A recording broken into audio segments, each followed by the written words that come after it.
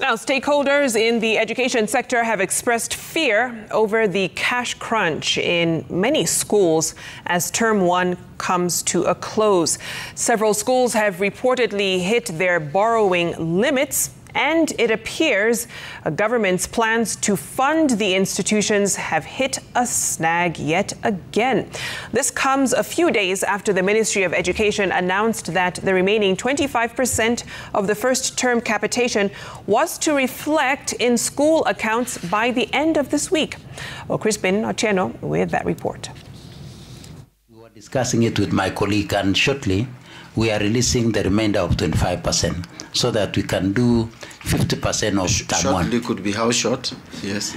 We are interested in this because we are part of this society. We are hoping within the next 10 days we should have released the resources. That was Education Principal Secretary Belio Kipsang offering some hope to struggling schools that continue to bear the brunt of the inadequate capitation funds.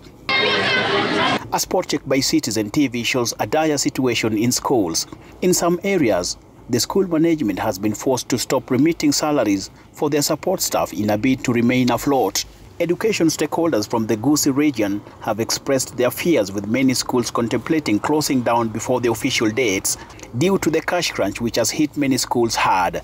I want to urge the Treasury and the Controller of Budget, when releasing expenditure for budget items, to consider education as a priority item. It makes it strenuous.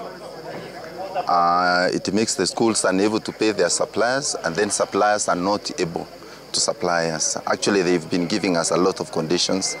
The government has introduced the e-citizen payment, which most of the parents are not comfortable with it because some of them used to pay their fees through foodstuffs, firewood, and now they are not able to do that. And unless now the government releases the funds to schools on time, then it means our schools are going to have problems in terms of feeding our children. Leaders in the teachers' union have demanded swift action from the government to salvage the situation. Heads are crying.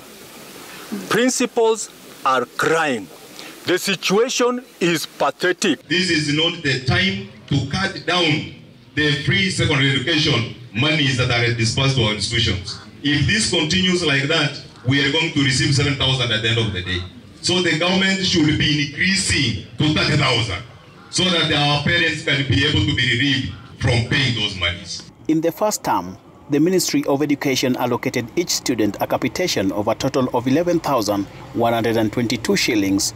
However, it has only managed to allocate a mere 3,877 shillings per student.